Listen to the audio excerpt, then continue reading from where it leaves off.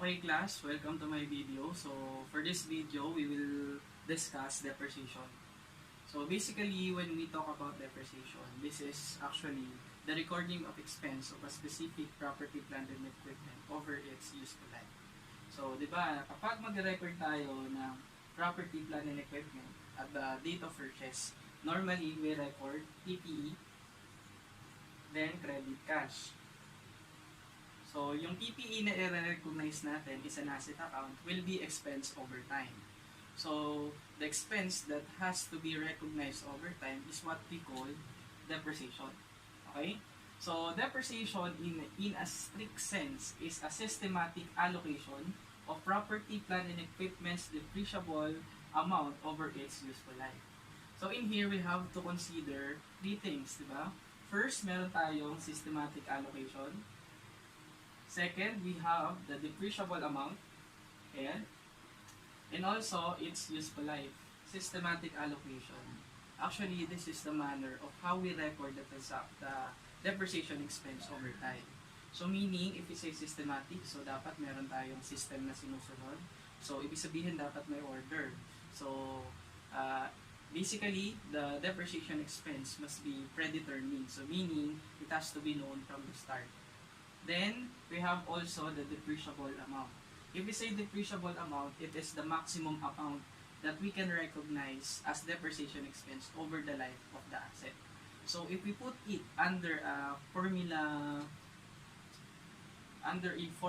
di ba? So, meron tayo dyang cost minus salvage value over the estimated useful life. So, if we say cost, diba? So, cost minus salvage value, ang tawag po natin dyan ay depreciable amount. So, ito yung depreciable amount na yan. So, why we have to reduce the salvage value? So, deducted from the cost. Because salvage value is actually the scrap value, diba? Scrap value.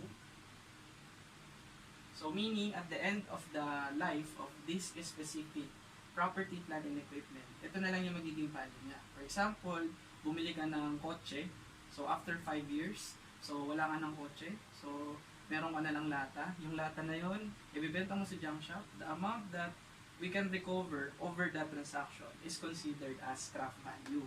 So, yung scrap value na yun, since this will be the value after the end of its useful life, so therefore, it has to be deducted from the cost. So, kaya, makukuha natin yung depreciable asset or depreciable amount. So, since we already have the scrap value, then we also need to determine the cost. So, cost, actually, meron niyang 3 factors or 3 components. So, normally, meron tayo dyan 3. So, hindi naman kailangan present yan lahat. However, kapag na-encounter mo yung mga cost na to, it has to be included on the cost of the property, plant, and equipment.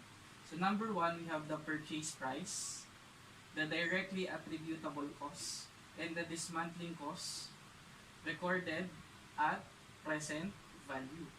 So, lahat ng yan, pag tinotal natin, so, makukuha natin yung cost or the acquisition cost over the estimated useful life. So, ang useful life can also be measured. So, if we say useful life, it can be measured into measurement, di ba? It can be measured through time or through activities. So, kapag time, madali lang naman yan, di ba? So, maglalagay ka lang ng time frame. For example, the asset will be depreciated over 5 years, 4 years, 3 years. However, if the estimated useful life is measured in terms of activities, meron tayong dalawang consideration. Number 1, it is based on production capacity. So capacity. And another one based on servicing hours, diba? Servicing hours. So if we say production capacity, normally it depends on the number of units that we can produce by using this specific asset, diba? So, estimated useful life can also be measured by activities using the servicing hours of the specific asset. If we say servicing hours, this is the estimated number of hours that can be consumed or that can be used in producing a specific product, diba? So, ayun yan. So, pwede siyang production, then pwede siyang servicing hours. So, lahat yan based sa activities. So, normally, in estimating the useful life of the asset, we usually use the term professional judgment. Ha?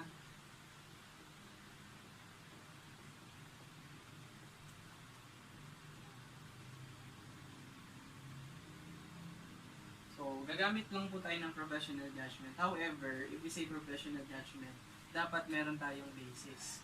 So, yung basis po natin, yung standard, nagbigay po siya ng mga guidelines how to properly estimate the estimated useful life of this specific asset.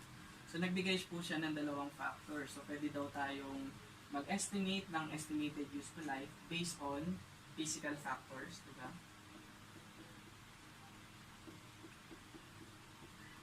Can also be economical or functional. So under physical factor, we have number 1, the expected usage of the asset.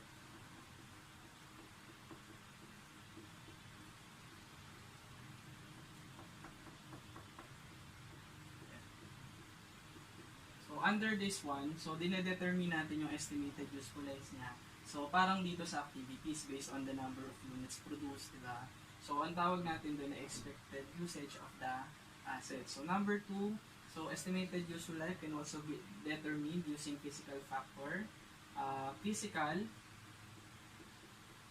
wear and tear, diba? So normally kapag ang asset is madalas ginagamit, diba? So dapat yung depreciation niya ay mas malaki.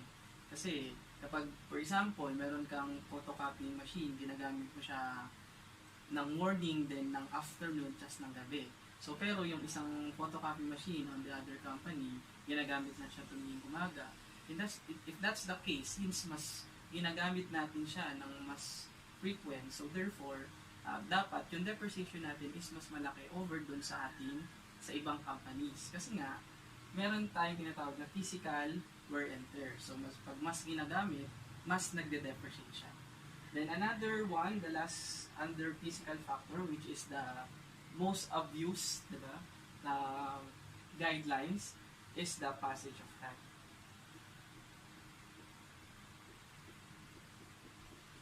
So, pag passage of time, so madali lang naman yan kasi regardless if the asset is being used or not, so eventually it will lose its value through the passage of time. For example, we put 5 years, 3 years, and 4 years. So, another factors to be considered in estimating the useful life is the economical or functional factors. So, under functional factors, we have number 1, the technical obsolescence.